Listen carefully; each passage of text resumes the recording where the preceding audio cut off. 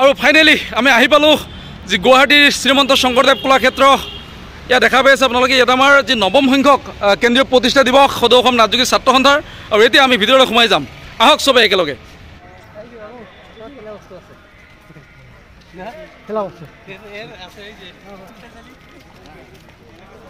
বহু দূৰ হয়, কষ্ট হৈছে, কিবা বেয়া লাগি আছে নেকি?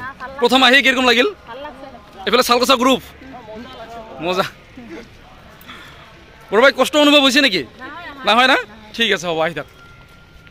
এনেকৈ আমাৰ সদৌ অসম নাথযোগী ছাত্ৰ সন্থাৰ যিখন পতাকা উত্তোলন কৰা হৈছে আৰু উত্তোলন কৰিছে আমাৰ সদৌ অসম নাথযোগী ছাত্ৰ সন্থাৰ সভাপতি শ্ৰদ্ধা অৰবিন্দ নাথ ডাঙৰীয়াই।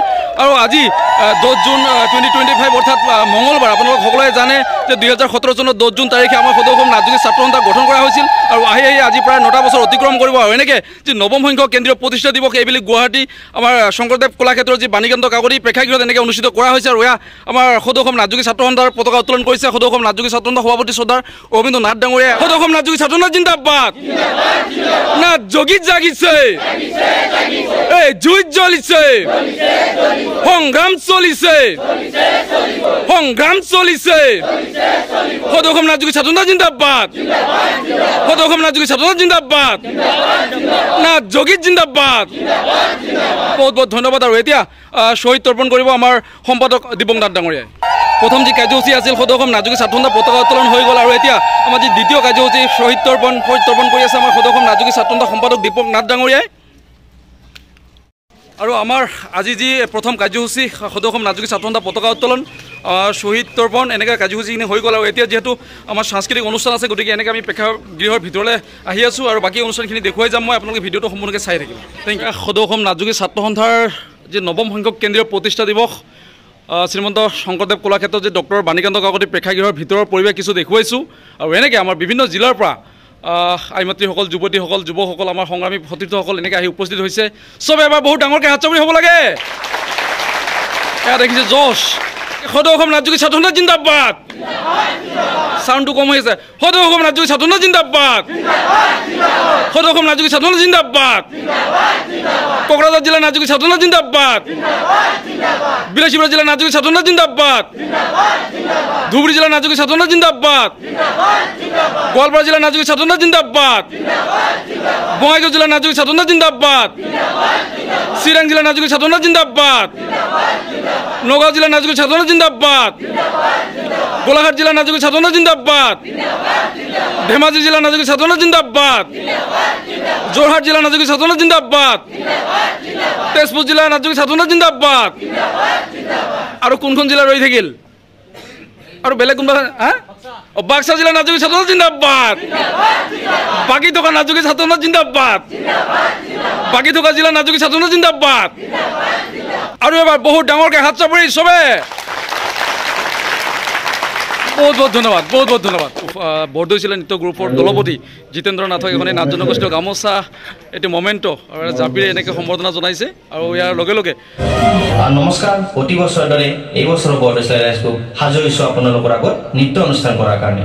যদিহে আমাৰ কিবা ভুল ভ্ৰান্তি হয় আপোনালোকে আমাক ক্ষমা কৰি দিব আৰু আশা কৰিছোঁ আপোনালোকে আমাক মৰম আৰু ভাল পোৱা দিব। এইখিনি কৈ আমি আমাৰ নৃত্য অনুষ্ঠান আৰম্ভ কৰিছোঁ।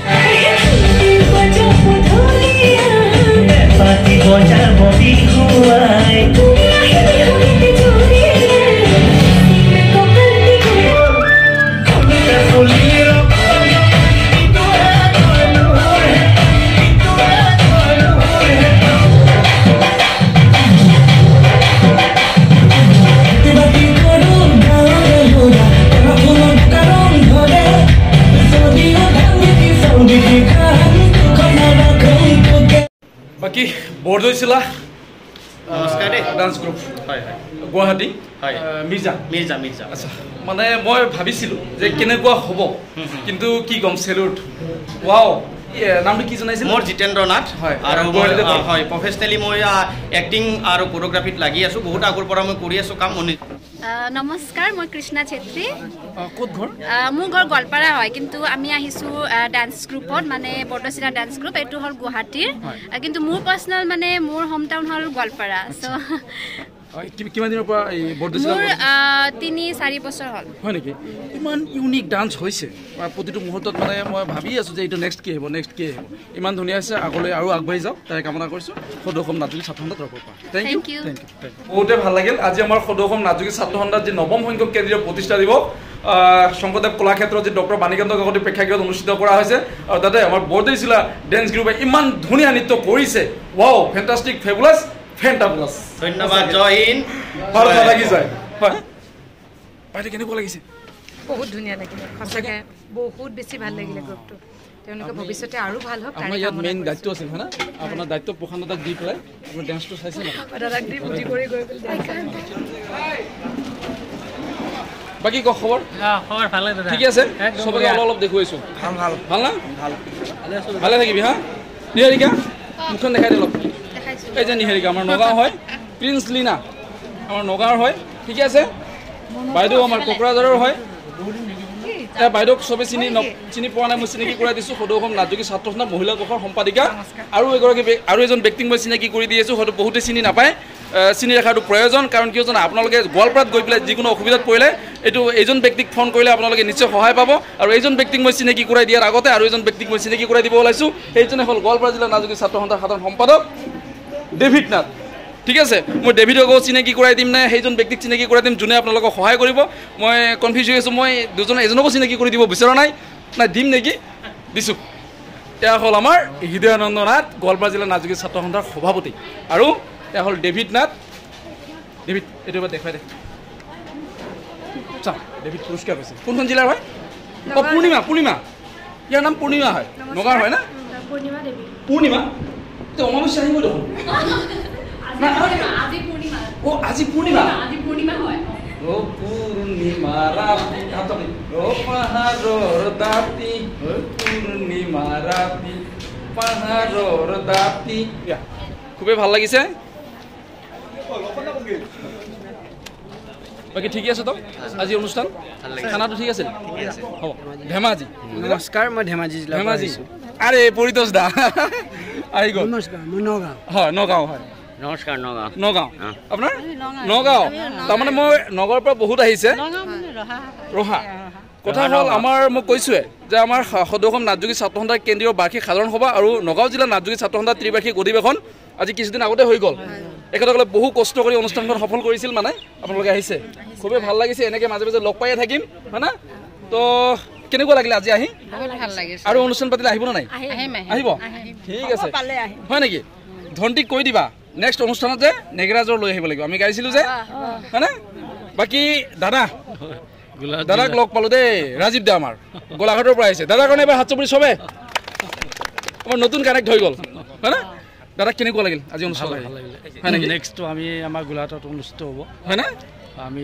দায়িত্ব লৈছোঁ এইখিনি আমি চবেই যাব লাগিব বাকী এইবাৰ গোলাঘাটত অনুষ্ঠান পাতক চবে আমি গৈ তাৰ পৰাই চৰকাৰখনক দেখুৱাই দিম গোলাঘাটত আমাৰ নাট্যকী মানুহ কিমান আছে হয় নে নহয় তেতিয়াহ'লে ভাল লাগিব আজি কেনেকুৱা লাগিল দাদা ভাল লাগিল হয় নেকি দিয়া দাদা খানাটো কেনেকুৱা আছিল একদম বঢ়িয়া ফেণ্টাষ্টিক হয় নেকি গৰম যদিও কিন্তু ছুপাৰ ফাইন ধুনীয়াকৈ খালোঁ খাই ভাল লাগিছে হয় না দাদা দেৰিকৈ আহিল মানে দেৰি হৈছে অলপ উপায় নাই একো নাই চলি থাকিব ধুনীয়া অনুষ্ঠান হৈছে আজি সকলোৱে আহিছে গোলাঘাটৰ পৰা নতুন লাল পৰা আহিছে নেক্সট আমাৰ গোলাঘাটত মিটিং হ'ব সকলোৱে সহযোগিতা কৰিব আমিও যাম ভাল লাগিল ধন্যবাদ অজিত দাই বহুত ধুনীয়া ধুনীয়া গান লিখে নিজে আমাৰ জনগোষ্ঠীৰ কাৰণে নিজে গান লিখি সুৰ দিয়ে আৰু গাইও থাকে সুব্ৰত হয় না দাদা ধেমাজি বাকী কোন জিলা দাদা নগাঁও জিলা বাকী পল্লৱ আমাৰ যি কেন্দ্ৰীয় বাৰ্ষিক সাধাৰণ সভা আৰু নগাঁও জিলা নাট্যকী ছাত্ৰ সন্থাৰ ত্ৰিবাৰ্ষিক অধিৱেশন হৈছিল একদম খুব লাগি ভাগি কামখিনি আগবঢ়াইছিল পুতু হয় না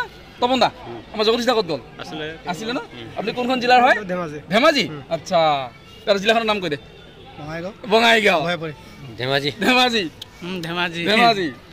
আমাৰ সদৌ অসম নাট্যকী ছাত্ৰ সন্থাৰ সাধাৰণ সম্পাদক কোন জিলা গোৱালপাৰা জিতু আমাৰ ধাবাখনৰ নাম কি আছিলে শিৱম ধাবা আমাৰ দৰংগিৰিত শিৱম ধাবাত আমাৰ গায়ক আছিল আমাৰ কি বিপিন চাউদাং আকৌ চবে যাই জিতুৰতে খায় আজি আৰু বহুত আমাৰ প্ৰতিনিধি আছিল সংগ্ৰামী সতীৰ্থসকল আছিল হয়তো কিছুমানে অটত ঘূৰি আছে যিহেতু শংকৰদেৱ কলাক্ষেত্ৰত আহিছে চাবলগীয়া বহুখিনি আছে আমাৰ সদৌ অসম নাট্যগীত ছাত্ৰ সন্থাৰ যি নৱম সংখ্যক কেন্দ্ৰীয় প্ৰতিষ্ঠা দিৱস এইবাৰ আমাৰ যি ডক্টৰ বাণীকান্ত কাকতি প্ৰেক্ষাগৃহত অনুষ্ঠিত কৰা হৈছিল এদিনীয়া বৰ্ণাঢ্য কাৰ্যসূচীৰে আৰু আজিৰ অনুষ্ঠান সামৰণি পৰিল থেংক ইউ চবকে লগ পাই বহুত বহুত ভাল লাগিল এইবাৰ ডাঙৰকৈ হাত চাপৰি হ'ব লাগে পেমন দা বহুত বহুত ধন্যবাদ